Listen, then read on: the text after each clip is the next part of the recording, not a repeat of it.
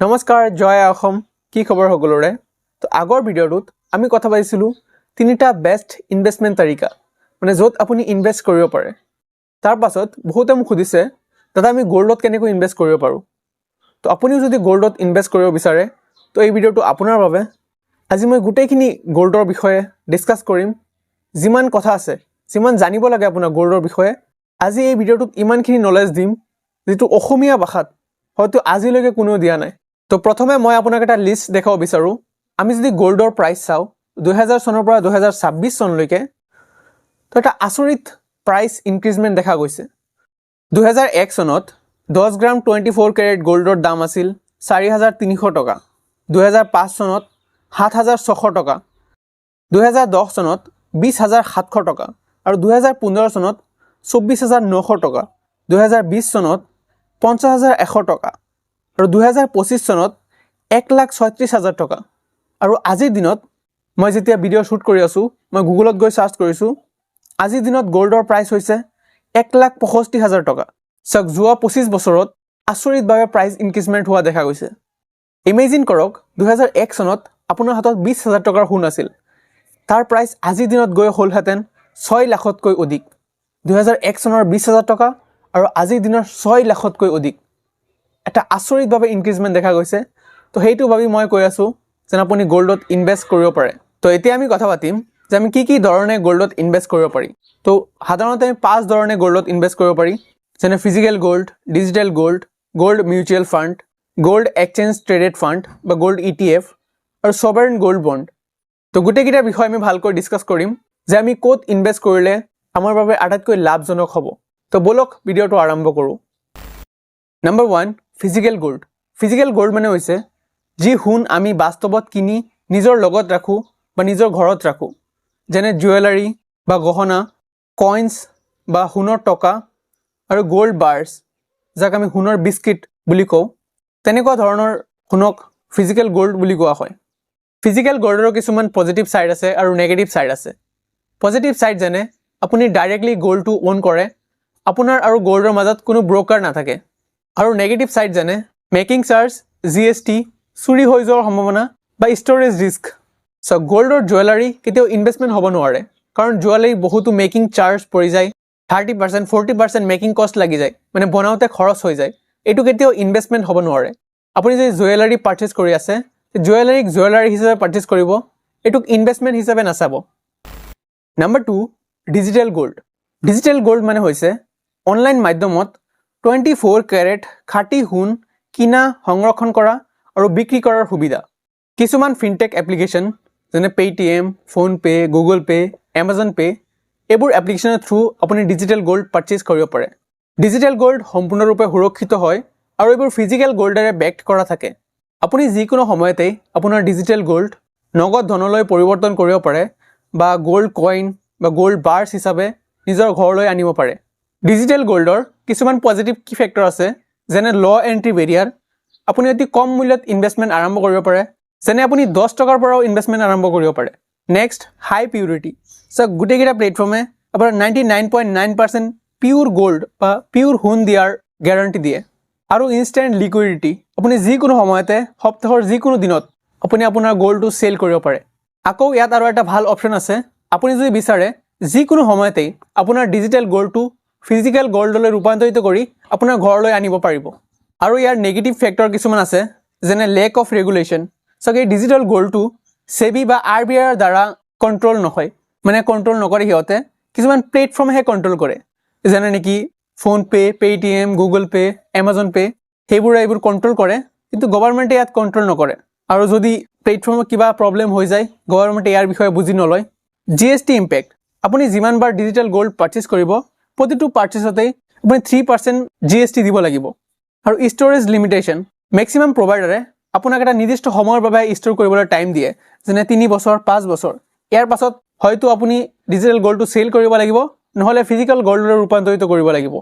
আকৌ ইয়াত কিছুমান হিডেন কষ্ট আছে মানে এইবিলাক সেবি বা RBI ৰেগুলেশন নকৰে তো এইবোৰ এপ্লিকেশনে ৰেগুলেশন কৰে তো যেতিয়া আপুনি পাৰচেজ কৰিব অলপ দাম বেছি ৰাখিব আৰু যেতিয়া আপুনি সেল কৰিব দাম অলপ কম দিব তো এনেকুৱা কিছুমান হিডেন কষ্ট লগাই দিব পাৰে হেতু ধ্যান ৰাখিব লাগিব number 3 gold mutual fund gold mutual fund হৈছে এনে এক প্ৰকাৰৰ ইনভেষ্টমেণ্ট য'ত আপুনি প্ৰকৃত সোণ বা গোল্ড নিকিনাকৈ গোল্ডত ইনভেষ্ট কৰিব পাৰে আপুনি ফাণ্ডৰ এটা অংশ কিনে যাৰ মূল্য সোণৰ বজাৰৰ ওপৰত ভিত্তি কৰি তললৈ যায় বা ওপৰলৈ যায় তো গোল্ড মিউচুৱেল ফাণ্ডে কাম কেনেকৈ কৰে যেতিয়া আপুনি এটা SIP আৰম্ভ কৰে বা একেলগে কিছু টকা গোল্ড মিউচুৱেল ফাণ্ডত ইনভেষ্ট কৰে তেতিয়া ফাণ্ড মেনেজাৰে আপোনাৰ টকা ব্যৱহাৰ কৰি ষ্টক এক্সচেঞ্জ বা শ্বেয়াৰ মাৰ্কেটত থকা গোল্ড ETF পাৰ্চেজ কৰে আৰু গোল্ড ETF প্ৰভাইডাৰে আপোনাৰ প্ৰতিটো গোল্ড ইউনিটৰ বিপৰীতে একচুৱেল ফিজিকেল গোল্ড কিনে আৰু এটা সুৰক্ষিত লকাৰ বা বল্টত জমা কৰি ৰাখে আৰু যেতিয়া ফিজিকেল গোল্ডৰ মূল্য বৃদ্ধি পায় তেতিয়া ETFৰ মূল্য বৃদ্ধি পায় আৰু আপোনাৰ মিউচুৱেল ফাণ্ডৰ নেট এছেট ভেলু বৃদ্ধি পায় গোল্ড মিউচুৱেল ফাণ্ডৰ কিছুমান পজিটিভ আৰু নেগেটিভ সাইড আছে ইয়াৰ পজিটিভ কিছুমান কি ফেক্টৰ যেনে ল' এন্ট্ৰি বেৰিয়াৰ আপুনি মিনিমাম এমাউণ্টত ইয়াত ইনভেষ্টমেণ্ট কৰিব পাৰিব যেনে 100 টকাত আপুনি SIP ষ্টাৰ্ট কৰিব পাৰিব আৰু ইয়াত ইনভেষ্টমেণ্ট কৰিবলৈ হ'লে আপোনাৰ কোনো ডিমেট একাউণ্টৰ প্ৰয়োজন নহয় ইয়াৰ এটা নেগেটিভ ফেক্টৰ হৈছে হাই এক্সপেন্স ৰেচিঅ'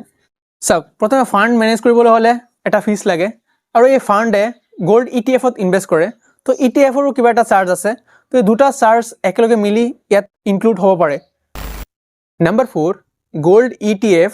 বা gold exchange traded fund gold ETF হৈছে এটা ফাইনেন্সিয়েল ইনষ্ট্ৰুমেণ্ট যিয়ে ফিজিকেল গোল্ডৰ ৰিয়েল টাইম প্ৰাইচ ট্ৰেক কৰে আৰু আপোনাক সুযোগ কৰি দিয়ে গোল্ডৰ একচুৱেল মেটেল বা প্ৰকৃত সোণ ঘৰত নৰখাকৈ গোল্ডত ইনভেষ্ট কৰাৰ ইয়াক আপুনি গোল্ডৰ ডিজিটেল চাৰ্টিফিকেট বুলি ভাবিব পাৰে মানে আপুনি যিমান পৰিমাণৰ গোল্ড কিনে ইমান পৰিমাণ লিখা থকা আপোনাক এটা চাৰ্টিফিকেট দি দিয়া হয় আৰু আপুনি কিনা প্ৰতিটো গোল্ড ইউনিটৰ বিপৰীতে ৰিয়েল ফিজিকেল গোল্ড কিনি এটা সেফ বল্টত জমা কৰি ৰখা হয় তো গোল্ড ETF কেনেকৈ কাম কৰে এটো ভালকৈ বুজি লও তো আপুনি যেতিয়া আপোনাৰ ষ্টক ব্ৰোকাৰ এপছ যেনে গ্ৰো জিৰোদা আপষ্টক এনেকুৱা এপছত গোল্ড ETF কিনাৰ বাবে অৰ্ডাৰ প্লেচ কৰে তেতিয়া এই কোম্পানীৰ এছেটছ মেনেজমেণ্টে আপোনাৰ টকা ব্যৱহাৰ কৰি হাই পিউৰিটি গোল্ডৰ ব্ৰিক বা গোল্ডৰ ইটা পাৰ্চেজ কৰে আৰু এই গোল্ডটো এটা নিৰাপদ বল্ট বা লকাৰত জমা কৰি ৰখা হয় যিয়ে আপোনাৰ গোল্ড ETFৰ ভ্যালু ডিসাইড কৰে আৰু যেতিয়া গোল্ডৰ মূল্য বৃদ্ধি পায় তেতিয়া আপোনাৰ গোল্ড ETFৰ মূল্য বৃদ্ধি পায় আৰু আপুনি যিকোনো সময়তে যেতিয়া মাৰ্কেট খোলা থাকে আপোনাৰ গোল্ড ETF বিক্ৰী কৰি তাৰ পৰা প্ৰফিট আৰ্ন কৰিব পাৰে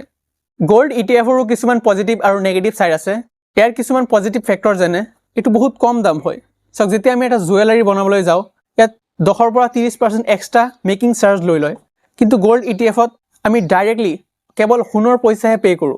এটো চিপ বুলি ক'ব পাৰি আৰু এটো সেফ হয় সক গোটেইখিনি গোল্ড এটা সেফ বেংকৰ বল্টত জমা কৰা থাকে তো এটো চুৰি হৈ যোৱাৰ বা হেৰাই যোৱাৰ কোনো চান্স নাথাকে আৰু ইয়াত 100% পিওৰ গোল্ড পোৱা যায় সক আমি যদি কোনো এটা দোকানৰ পৰা কিনিবলৈ যাও তাত হয়তো আমাক মিক্স কিবা দি দিব পাৰে কিন্তু গোল্ড ETFত 100% পিওৰ গোল্ড থাকে আৰু এটো ইজি টু সেল আমি যিকোনো সময়তে যেতিয়া মাৰ্কেট খোলা থাকে তেতিয়া এটো বিক্ৰী কৰিব পাৰো আৰু ডাইৰেক্টলি আমাৰ বেংক একাউণ্টত পইচা আনিব পাৰো ইয়াৰ কিছুমান নেগেটিভ ফেক্টৰ আছে যেনে এনুৱেল ফিজ প্ৰতি বছৰে আমি এটা ফিজ দিব লাগে আমাৰ ইনভেষ্টমেণ্ট মেনেজমেণ্টৰ বাবে ইয়াক এক্সপেন্স ৰেচিঅ' বুলি কোৱা হয় আৰু এটো জেনাৰেলি 0.5% পৰা 1% হৈ থাকে আৰু এটা ফেক্টৰ আছে টেক ৰিকোয়াৰমেন্ট সাক আপুনি গোল্ড ETF কোনো দোকানত গৈ কেশ পইচাৰে কিনিব নোৱাৰে তাৰ বাবে আপোনাৰ হাতত এটা ডিমেট একাউণ্ট যাক ট্ৰেডিং একাউণ্ট বুলিও কয় হেতু থাকিব লাগিব আৰু হেই ডিমেট একাউণ্ট ইউজ কৰাৰ বাবে টেকনিক্যাল নলেজ থাকিব লাগিব নাম্বাৰ 5 সভৰেইন গোল্ড বন্ড বা SGB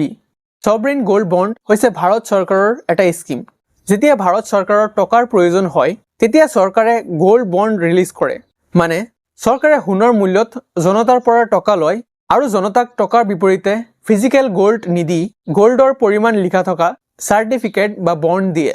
এটো কেনেকৈ কাম কৰে ধৰিলক মই 1 গ্ৰাম গোল্ড কিনিলো সভৰেইন গোল্ড বন্ড হিচাপে চৰকাৰে মোক এটা সাৰ্টিফিকেট বা বন্ড দিব আৰু কিছু বছৰ পিছত চৰকাৰে মোক সেই সময়ৰ বজাৰ মূল্য হিচাপে মানে যিমান বৃদ্ধি হ'ব সেই মূল্য হিচাপে মোক আকৌ টকাটো ৰিটাৰ্ণ দিব সভৰেইন গোল্ড বন্ডৰ এটা নিৰ্দিষ্ট সময়সীমা থাকে আমি ম্যাক্সিমাম 8 বছৰৰ কাৰণে ইনভেষ্টমেণ্ট কৰিব পাৰি আৰু মিনিমাম 5 বছৰ আমি ইনভেষ্টমেণ্ট কৰি ৰাখিব লাগিব আৰু তাৰ পাছতহে এক্সিট হ'ব পাৰিম